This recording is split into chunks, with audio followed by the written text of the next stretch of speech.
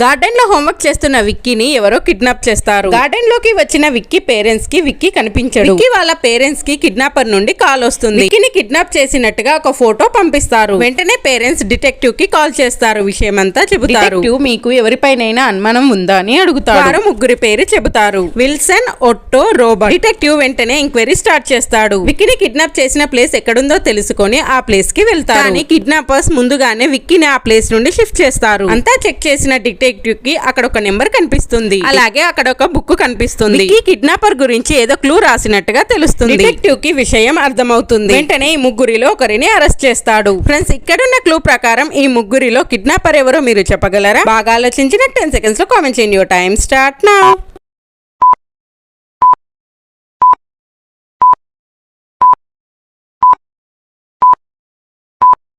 Time up. Kidnapper వచ్చేసి Otto. ఎంతమంది correct గా గెస్ చేశారో కామెంట్